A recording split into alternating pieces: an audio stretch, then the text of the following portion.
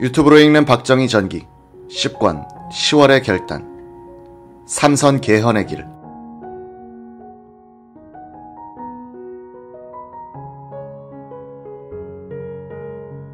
(1969년) 여름 박 대통령은 헌법을 개정하여 대통령이 3번 연임할 수 있도록 함으로써 자신이 1971년 대통령 선거에 출마할 수 있는 길을 여는 작업에 착수한다. 그 자신이 나서서 반발하는 공화당 국회의원들을 설득하기 시작했다. 삼선 개헌에 반대한 공화당 의원들은 김종필 전 당의장 계열이었다. 박 대통령은 이우락 비서실장을 보내 조카 사위를 청와대로 데려오게 했다. 김 씨가 들어가니 대통령은 담배를 권하면서 "그동안 어떻게 지냈어?" 라고 물었다. "그냥 지내고 있습니다." "요즘 돌아가는 얘기 들었지?" "예, 알고 있습니다." "임자는 어떻게 생각하나?" 반대하는 의원들 때문에 심통하신 모양인데 그게 다 각하를 생각해서 걱정하는 거지 각하께 반항하는 건 아니라고 봅니다. 저하고는 관계없습니다. 그 사람들을 설득해줘야겠어. 임자밖에 없어. 제가 설득해도 안 들을 겁니다. 해보고 그런 소리를 해. 임자가 날 도와줘야지 누가 도와줄 거야. 임자밖에 없어. 날 도와줘 조금 남은 일 더 하게 해줘. 이 다음엔 임자 차례야. 임자가 할 거 아니야. 이번 한 번만 더 하겠다는 건데 그것도 안 되겠어. 나하고 임자 사이 얘기 아닌가. 나 좀 도와줘. 나를 돕는 게 임자 자신을 돕는 걸 거야. 전 그렇게 결심하시고 또 이제까지 이 나라의 빈곤을 추방해 오신 각하께서 조금 더 시간이 필요하셔서 마무리를 하시고 물러나신다고 한다면 이의가 없습니다. 그렇다면 제가 더 뛰죠. 김종필 전 총리는 최근 기자에게는 이렇게 덧붙였다. 대통령께서 나의 눈을 응시하시면서 같이 목숨을 걸고 혁명을 했는데 혼자 살려고 그래 라고 말씀하셨다. 60년대엔 빈곤을 겨우 퇴치했다.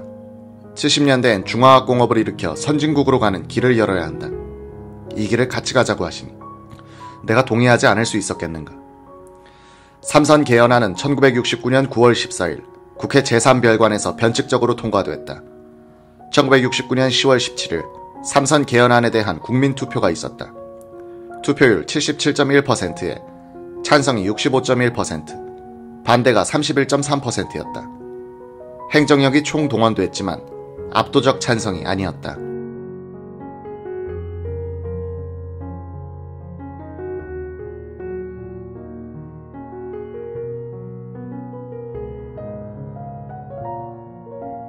정일관 총리 이하 내각과 이후락 비서실장은 박 대통령에게 일괄 사표를 제출했다. 만 2년간 상공부 장관직에 있었던 김정념 씨가 사무실에 짐을 꾸려 집으로 나르고 있는데 청와대에서 급히 찾는다는 연락이 왔다. 김 장관이 대통령 집무실로 들어가니 대통령은 팔짱을 낀 채 동쪽의 창가를 왔다 갔다 거닐고 있었다. 김 장관이 인사하니 대통령은 자리를 권했다. 박 대통령은 정색을 하더니 말했다. "내일 비서실장으로 발령 낼 터이니 열심히 일해주시오." 각하, 저는 경제나 좀 알지 정치는 전혀 모릅니다. 비서실장만은 적임이 아닙니다. 경제야말로 국정의 기본이요. 경제가 잘 되어야 백성들이 배불리 먹고 등 따뜻하고 포실한 생활을 해야 정치가 안정되고 국방도 튼튼하게 할 수 있지 않은가. 이어서 대통령은 6.25 동란 이후 계속되어 온 무장간첩 침투 사건과는 근본적으로 다른 도전에 직면해 있다는 점을 강조했다. 그는 1968년에 1.21 청와대 기습 사건, 1월 23일에 미국 정보함 푸에블로호 납치 사건, 11월 23일에 울진 삼척 공비 침투 사건, 1969년 4월 15일 동해에서 있었던 미군 정보 수집기 이씨 121 격추 사건 등을 열거했다.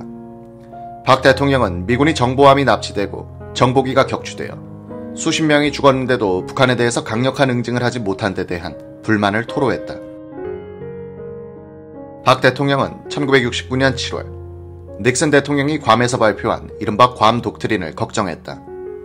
닉슨은 아시아에서 미군의 직접 개입이 앞으로는 없을 것임을 천명했던 것이다. 대통령은 지금은 6.25 이후 처음 맞이하는 국방상의 비상시이므로 나는 국방과 안보 외교에 치중하지 않을 수 없다. 경제를 들여다볼 시간이 없다. 경제 문제는 비서실장에게 맡길 터이니 경제장관들과 잘 협조하여 처리하라. 수출 증진과 농업 개발에 계속 역점을 두라고 지시했다고 한다. 김정남 실장은 이날 이후 9년 이상 박 대통령을 보좌하게 된다.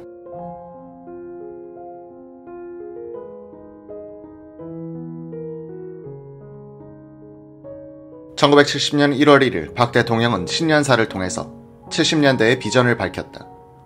그는 1970년대에는 완전 자립경제를 꼭 성취해야 한다며 1인당 국민소득은 $500를 넘어야 하고 수출은 적어도 $60억 달러를 돌파해야 한다고 했다. 경제의 규모나 단위 그리고 평가의 기준은 모두 국제적인 수준에서 다뤄져야 하며 몇몇 상업 부분은 세계 1위를 자랑할 수 있게 돼야 합니다. 이것이 실현될 때 우리는 조국 근대화의 대부분의 작업들을 70년대에 끝내는 셈이 됩니다. 이에 1월 9일에 있었던 기자회견에서 박 대통령은 1960년대를 민족 자각의 연대였다고 높게 평가하면서도 위기의식을 강조했다. 이 시국이 전시냐 평시냐 하고 왈가왈부하는 사람들도 있다는데 한심한 일입니다.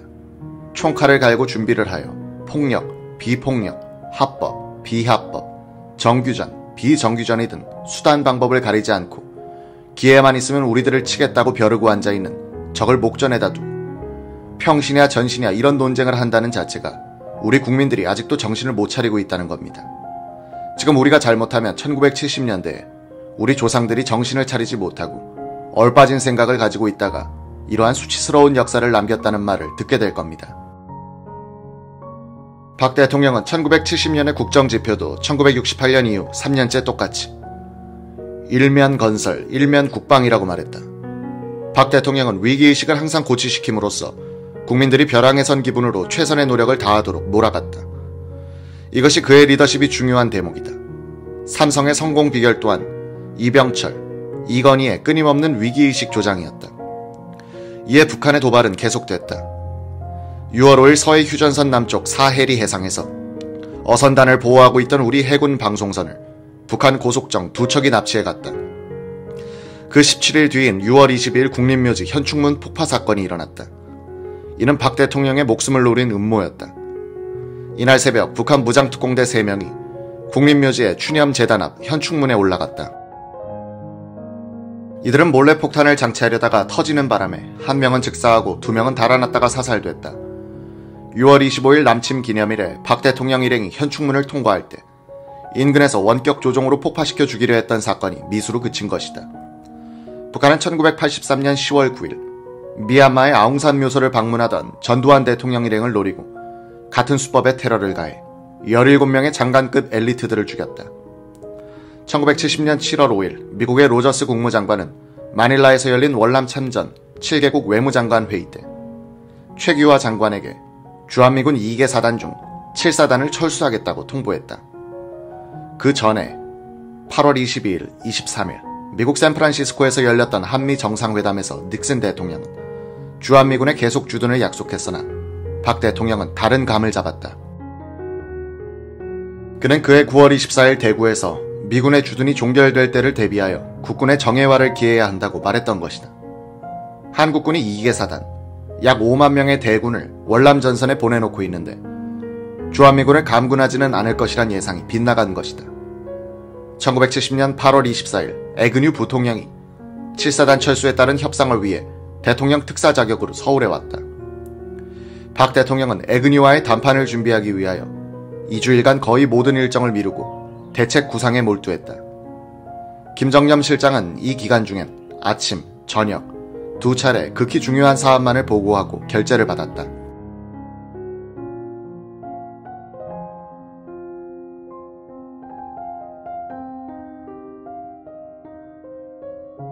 (1차) 회담은 8월 25일 오전 10시 박 대통령, 애그뉴 부통령, 최규하 외무장관, 포터 주한미국 대사, 김 실장이 참석한 가운데 열렸다.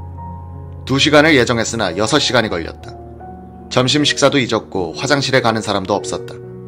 회의가 끝날 때 코피와 케이크로 점심을 때웠다. 박 대통령은 자신이 준비한 메모를 꺼내놓고 감군의 부당성과 위험성, 그리고 감군에 따른 보완 대책을 설명하고 요구했다. 다음날 2차 회담에서 박 대통령은 애그뉴 부통령으로부터 2만 명 이상은 감군하지 않는다는 확약을 받아냈다. 그러나 애그뉴 부통령은 한국을 떠나 대만으로 가는 비행기 안에서 기자들에게 이렇게 말했다. 한국군의 현대화가 완전히 이루어질 때 아마도 앞으로 5년 이내에 주한미군은 완전히 철수할 것이다. 비서실장으로부터 이 보고를 받은 박 대통령은 한동안 말이 없더니 이렇게 말했다. 자주 국방만이 우리가 살 길이다. 미국 측 방침에 1비1이하는 처지를 빨리 초월해야 한다. 자주 국방에는 막대한 내외자가 소요되므로 경제가 잘 되어야 하며 첨단 정밀 무기는 비싸므로 외화는 신종 고성능 무기 도입에만 사용하고 전통적 기본 무기는 하루빨리 국산화해야 한다. 박정희 에그뉴 회담을 이어받아 실무회담이 계속됐다. 1971년 2월 6일 한미 양국이 합의한 내용은 한국군의 역할을 획기적으로 강화한 것이었다. 미 7사단을 중심으로 한 18,000명을 감축하고 서부전선을 맡고 있던 미 2사단은 후방으로 물린다. 휴전선 전체의 방어를 한국군이 전담한다. 미국은 15억 달러 규모의 군사 원조를 제공하여 한국군을 현대화한다.